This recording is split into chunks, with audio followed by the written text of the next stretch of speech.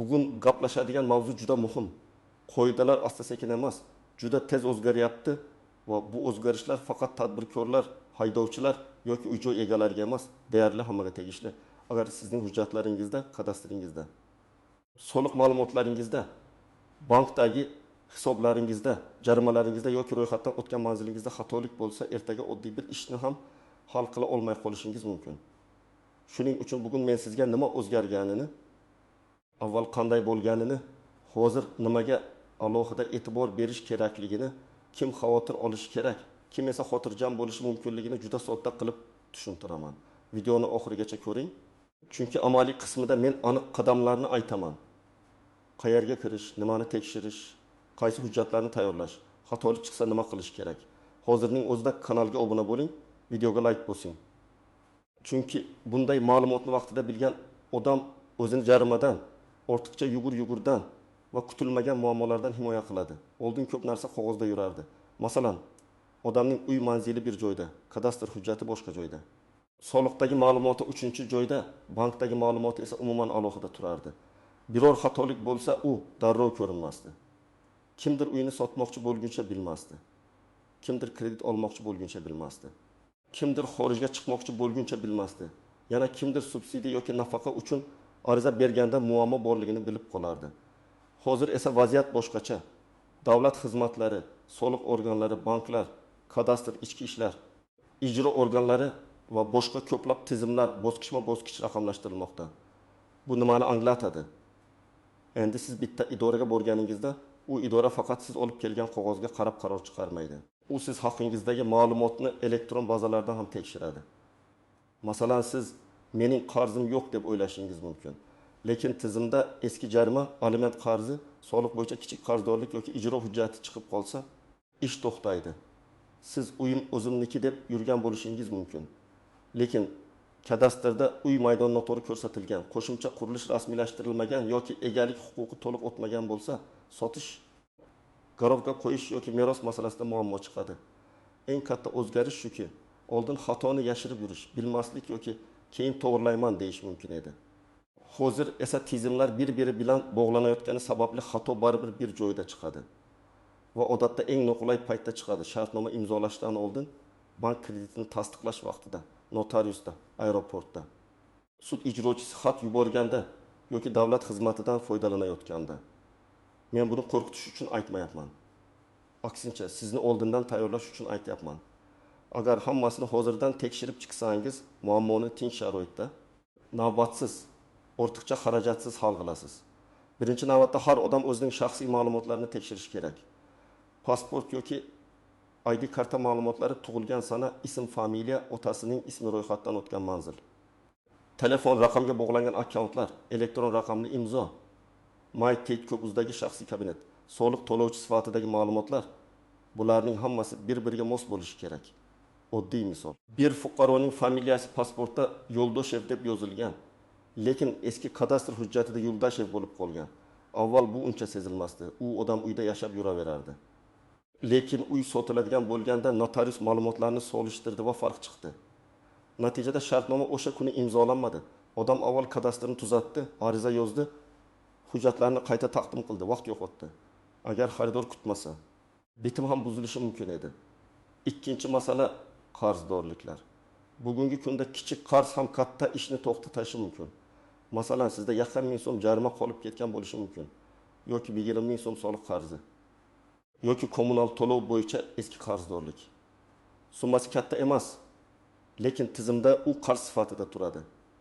Bank sizga kredit berayotganda, davlat xizmati sizning arizangizni ko'rayotganda, ijro organlari sizga nisbatan cheklov qo'ygan bo'lsa, bu muammo bo'lib chiqadi. Hayotiy vaziyatni olaylik. Bir odam avtomobil sotib olmoqchi. Pulini tayyorlagan, sotuvchi bilan kelishgan, notariusga borishgan. Tekshiruvda mashina egasida to'lanmagan jarima va ijro hujjati borligi chiqdi. Natijada avtomobilni boshqa odam nomiga o'tkazish vaqtincha to'xtadi. Xaridor asabiylashadi, sotuvchi bilmagan edim deydi. Lekin tizim buni qabul qilmaydi. Qarz yopilmaguncha yoki cheklov olinmaguncha bitim yurmaydi. Uchinchi masala ko'chmas mulk. Uy, yer, kvartira, dala hovli, do'kon, garaj, bularning kadastri to'g'ri bo'lishi shart. Ko'pchilik menda eski hujjat bor, tamom deb o'ylaydi. Yo'q, hozir hujjat borligi yetarli emas. u elektron bazada ham to'g'ri ko'rinishi kerak. Uy maydoni egasi, manzili, yer maydoni, chegara chiziqlari, qurilgan binolar, ulushlar hammasi mos bo'lishi kerak. Masalan, ota-onadan qolgan uyda 3 farzand yashaydi.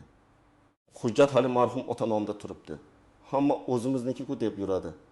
Lekin bir kuni uyga kredit olish, sotish yoki merosni rasmiylashtirish kerak bo'ladi. Ana shunda ma'lum bo'ladi. Meros ochilmagan, ulushlar belgilanmagan, kadastr yangilanmagan. Bu esa bir kunlik ish emas. Notarius, merosxo'rlar roziligi, hujjatlar ayrim hollarda sudgacha boradigan jarayon bo'lishi mumkin. 4-masala, tadbirkorlar va o'zini o'zi band qilganlar. Hozir nafaqat yirik biznes, balki kichik daromad olayotgan odamlar ham tizimlarda ko'rinadi. Plastik karta orqali muntazam tushumlar, onlayn savdo, xizmat ko'rsatish, ijara daromadi. Tovar olib sotish, bularning hammasi kelajakda savol tug'dirishi mumkin.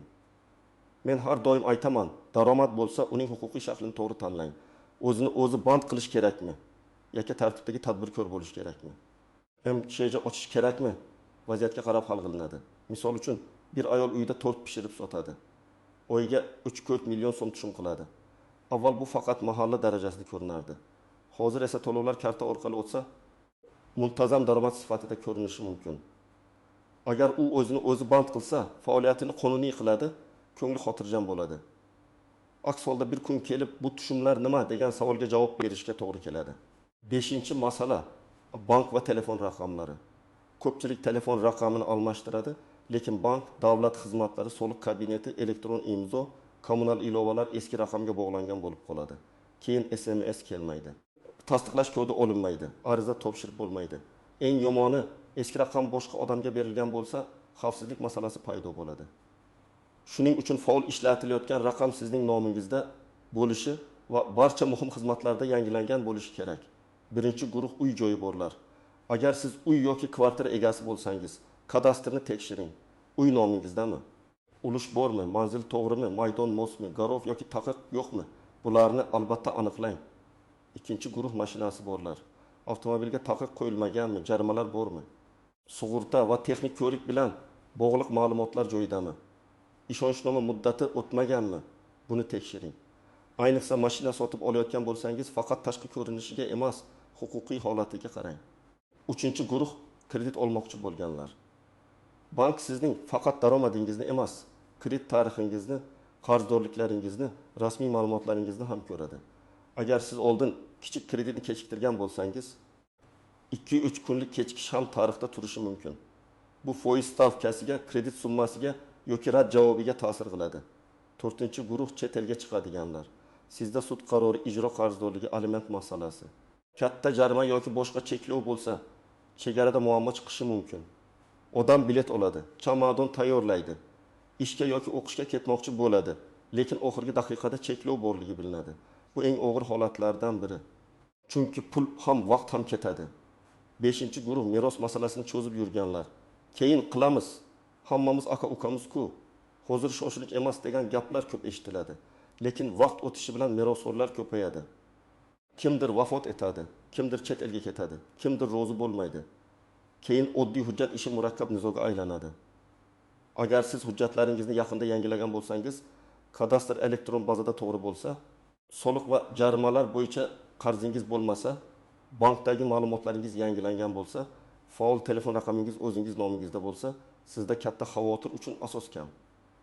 Lekin baribir men yiliga kamida bir marta umumiy tekshiruv qilishni maslahat beraman. Chunki xatolik faqat sizdan chiqmaydi. Bazaga noto'g'ri kiritilgan ma'lumot, eski yozuv, tizimlar o'rtasidagi mos kelmaslik ham muammo keltirib chiqarishi mumkin. Birinchi nozik jihat menda qog'oz bor degan gap har doim yetarli emas. Qog'oz hujjat muhim. Lekin hozir elektron bazadagi ma'lumot ham juda muhim. Agar qog'ozdagi ma'lumot bilan bazadagi ma'lumot farq qilsa, amaliyotda ish to'xtashi mumkin. Shuning uchun eski hujjatlarni elektron tizimdagi yozuvlar bilan solishtirish kerak. Ikkinchi nozik jihat, qarz yopilgan bo'lsa ham cheklov darrov o'chmasligi mumkin. Masalan, siz jarimani to'ladingiz, lekin tizimda to'lov aks etish uchun vaqt kerak bo'ladi. Yoki ijro organi cheklovni alohida olib tashlash kerak bo'ladi. Shuning uchun muhim ishni oxirgi kunga qoldirmang. Agar ertaga o'tishingiz kerak bo'lsa, bugun qarzni to'lab xotirjam bo'lish har doim ham ishlamaydi. Uchinchi nozik jihat boshqa odam nomidagi mulkdan foydalanish. Masalan, uy akangiz nomida, mashina otangiz nomida, telefon raqam turmush o'rtog'ingiz nomida. Karta boshqa qarindosh nomida bo'lishi mumkin. Kundalik hayotda bu qulaydek tuyuladi. Lekin huquqiy masalada egasi kim bo'lsa, tizim o'shani taniydi. Aslida meniki degan gap hujjatsiz kuchga ega emas. 4-nozik jihat ishonchnoma. Ko'pchilik mashina yoki uy masalasini ishonchnoma bilan hal qilib yuradi. Ishonchnomaning muddati bor, vakolat doirasi bor. Uni bergan odam bekor qilishi mumkin. U odam vafot etsa yoki huquqiy holat o'zgarsa, muammo paydo bo'ladi. Ishonchnoma mulk huquqining o'zi emas. Shuni hech qachon unutmang. 5-nozik jihat eski jarimalar va eski majburiyatlar. Ba'zan odam bu 5 yil oldingi narsa. Allaqachon unutildi deb o'ylaydi. Lekin elektron bazada yozuv saqlanib qolgan bo'lsa, u chiqishi mumkin. Ayniqsa sud qarorlari, ijro ishlari, soliq qarzlari va bank majburiyatlari bo'yicha ehtiyot bo'lish kerak. 6-nozik jihat oilaviy holat. Nikoh, ajrim, aliment, farzandlar umumiy mulk. Bularning hammasi mol-mulk va majburiyatlarga ta'sir qiladi. Masalan, nikoh davrida olingan uy yoki mashina faqat bir odam nomida bo'lsa ham. Ayrim hollarda xotinning umumiy mulki hisoblanishi mumkin. Sotish vaqtida rozilik talab qilinishi mumkin. Bu masalada oldindan maslahat olish juda muhim. Birinchi qadam, shaxsiy ma'lumotlaringizni tekshiring. ID karta yoki pasportdagi ism, familiya, tug'ilgan sana, yashashir, ro'yxatdan o'tgan manzil to'g'ri ekaniga e'tibor bering. MyPodGov o'z shaxsiy kabinetiga kiring. Agar kira olmasangiz, demak kirish imkoniyatini tiklash kerak.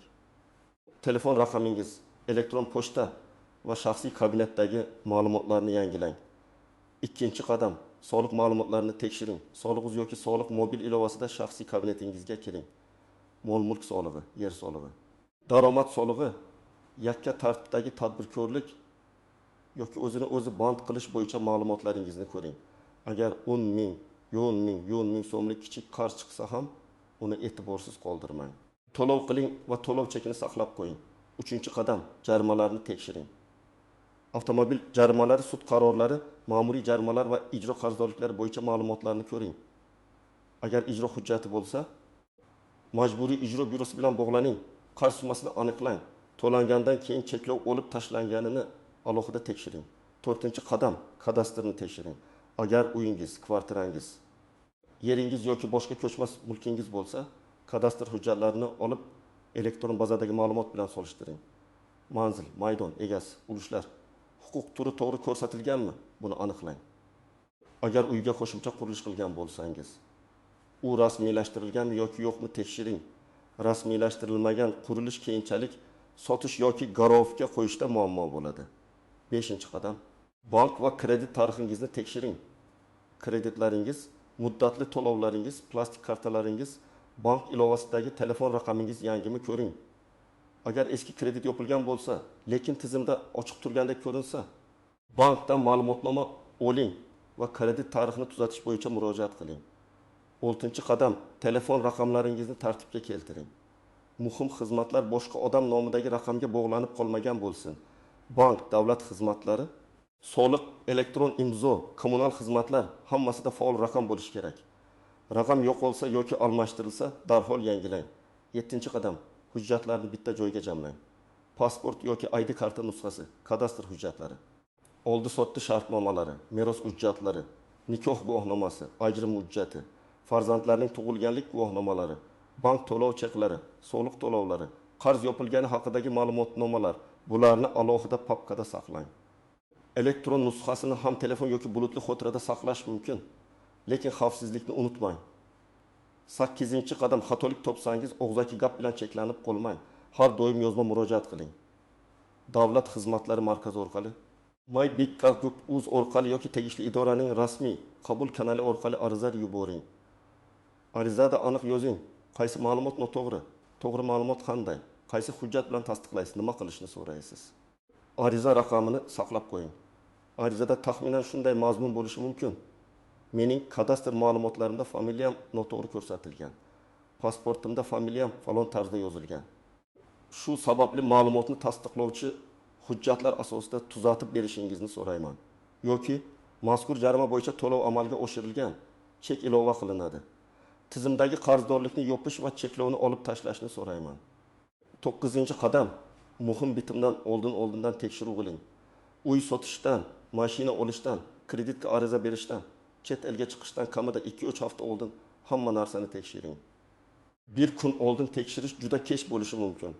Chunki ayrim tuzatishlar bir necha kun, ba'zilari esa bir necha hafta vaqt oladi. 10-qadam mutaxassisga murojaat qilishdan tortinmang. Agar masalan meros, sud, katta qarz, kadastr nizosi, oilaviy mulk yoki tadbirkorlik solig'i bilan bog'liq bo'lsa, yurist, notarius, buxgalter yoki tegishli mutaxassis bilan maslahat qiling. Ba'zan odam 200-300 ming so'm maslahat buni tejayman deb keyin millionlab zarar ko'radi. Tasavvur qiling, siz kreditga uy olmoqchisiz. Bank sizning daromadingizni ko'rdi. Hammasi yaxshi. Lekin kadastrda sotilayotgan uyning maydoni shartnomadagi maydondan farq qilyapti. Bank qaror sifatida qabul qilmaydi. Natijada sotuvchi hujjatni tuzatmaguncha kredit ajratilmaydi. Yana bir vaziyat, siz chet elga ishlashga ketmoqchisiz. Biletlar million so'm, viza tayyor, ish beruvchi kutyapti. Lekin aeroportda sizda ijro qarzdorligi borligi chiqdi. Qarzdorlik 1 million so'm bo'lishi mumkin, lekin oqibatda bilet kuyadi. Ish beruvchi bilan kelishuv buziladi. Oilangiz reja qilgan daromad kechikadi. Yana bir misol. Odam mashinani ishonchnoma bilan olib 3 yil haydaydi. Keyin mashinani sotmoqchi bo'ladi. Ma'lum bo'ladiki, mashina egasining qarzi bor va avtomobilga taqiq qo'yilgan. Ishonchnoma bor, lekin mulk egasi boshqa odam. Natijada haqiqiy egasi muammoni hal qilmaguncha mashinani sotishning iloji bo'lmaydi. Xulosa shuki, qoidalar o'zgaryapti, tizimlar bog'lanmoqda, eski xatolar endi ko'proq ko'rinadigan bo'lyapti. Bu yomon narsa emas. Agar siz tayyor bo'lsangiz, eng muhimi hujjatlaringizni, qarzdorliklaringizni, kadastringizni, soliq ma'lumotlaringizni, bank va telefon raqamlaringizni oldindan tekshirib chiqing. Men sizga maslahat beraman. Bugunoq o'tib yartim daqiqa vaqt ajrating. MyToggaf.uzga kiring. Soliq ma'lumotlaringizni ko'ring, jarimalarni tekshiring, kadastr hujjatlaringizni bir joyga qo'ying. Agar xatolik topsangiz, uni cho'zmang. Yozma murojaat qiling. Chek va hujjatlarni saqlang. Kerak bo'lsa mutaxassisdan yordam oling. Izohlarda yozing, sizda qaysi holat bo'lgan? Jarima, kadastr, soliq, bank yoki meros masalasida kutilmagan muammoga duch kelganmisiz? Tajribangiz boshqalarga ham foydali bo'ladi. Videoga like bosing, kanalga obuna bo'ling va yaqinlaringizga ham yuboring. Chunki bu ma'lumot har bir oilaga kerak bo'lishi mumkin.